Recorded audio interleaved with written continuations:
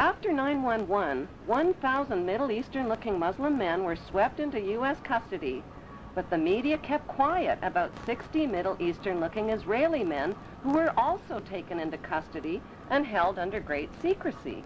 On December 11th, Carl Cameron of Fox News ran the first of a 4-part series about a group of Israelis who were among the 9/11 suspects. These detained Israelis failed polygraph tests about their surveillance activities against the U.S. and were caught videotaping the 9/11 attacks from different angles.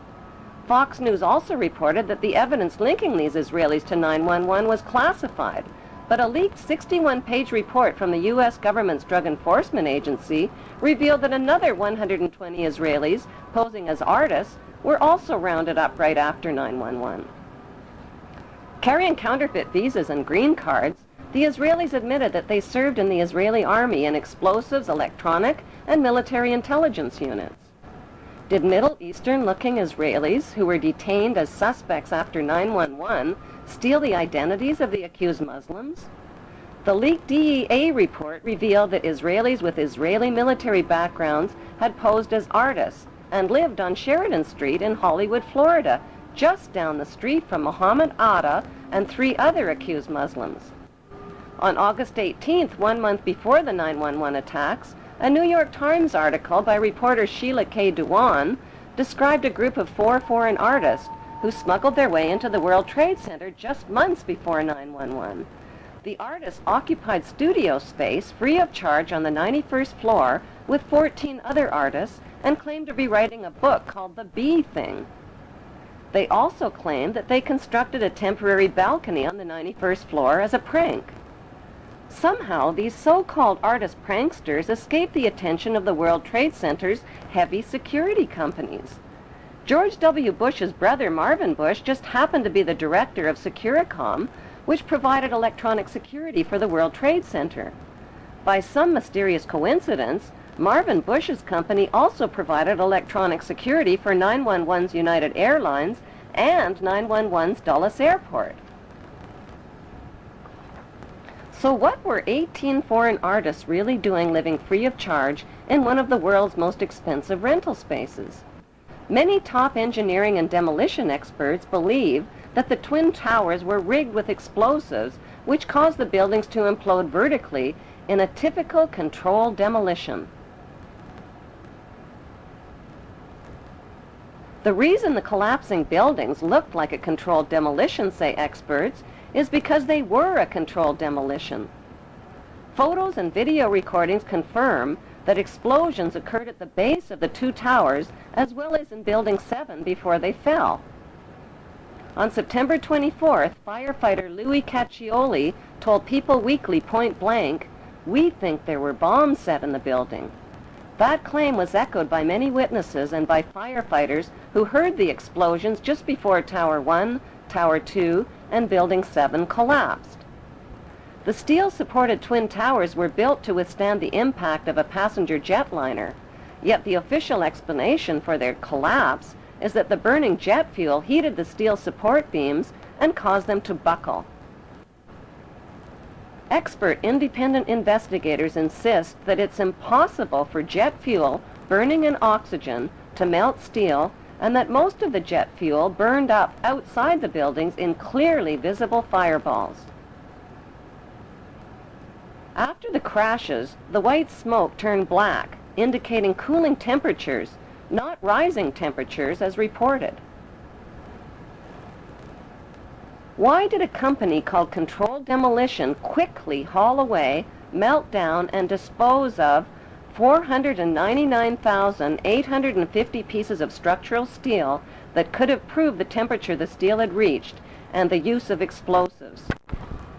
Why did Tower 2 that was hit last fall first, 53 minutes after being struck, whereas Tower 1 fell 1 hour and 28 minutes after being struck? An even bigger mystery is why Building 7, owned by Larry Silverstein, collapsed much later on in the afternoon, even though it had never even been hit.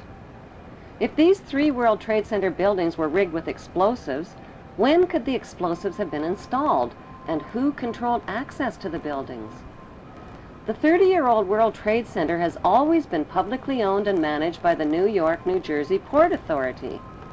That is, until a Jewish businessman named Louis Eisenberg became the chairman. Eisenberg is an active leader in Jewish Zionist organizations. He personally oversaw negotiations that put the publicly owned World Trade Center into private hands. Those private hands belonged to two Jewish pro-Zionist billionaires named Larry Silverstein and Frank Lowy, even though their bid was lower than other bids. Lowy served as a commando in the Israeli army, and Silverstein just happens to be the former chairman of the United Jewish Israel Appeal. With Eisenberg's help, they landed the 99-year lease worth $8 billion for half price at $3.5 billion. During the moving, renovations, and security changeovers, explosives could have easily been installed in the buildings without detection. George W.'s brother, Marvin Bush, was not only the director of the World Trade Center's electronic security company, he was also the director of the World Trade Center's casualty insurance company called Houston Casualty. That company terminated their insurance coverage for the World Trade Center before 9/11, right in the nick of time. Another suspicious company occupied the 16th and 17th floors of the North Tower. That company, called Zim Israeli American Shipping, suddenly broke their lease, paid a $50,000 penalty, and moved out of the World Trade Center only weeks before 9/11. Zim Israeli American Shipping is owned by Zim Israel Navigation, which just happens to be owned by the government of Israel. If the new owners, Silverstein and Lowy, knew about the 9/11 attacks in advance, why did they buy a 99-year lease to the doomed buildings? Because they could do the simple math.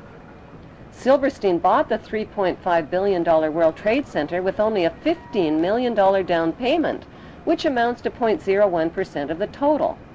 He took out maximum terrorist insurance coverage only 6 weeks before the attacks. The demolition of the World Trade Center buildings on 9/11 eliminated Silverstein's cost for an $800 million facelift to update the aging 30-year-old buildings.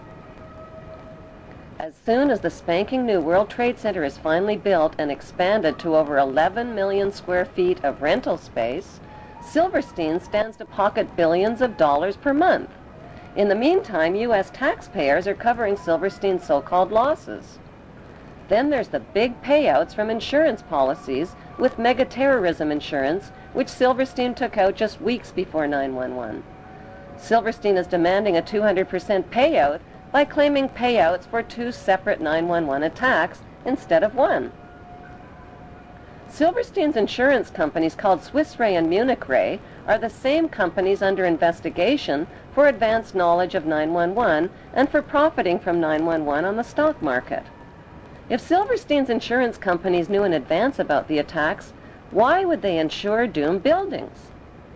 Were these giant insurance companies handpicked to keep a lid on their insurance investigation findings and to ignore the evidence of 9/11 cover-ups?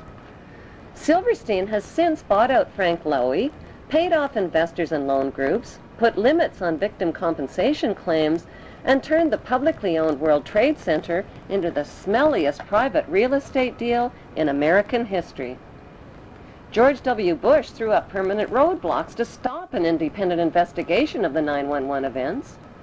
When the 9/11 Senate Committee report was published, 27 pages that would have connected international banks to 9/11 were censored.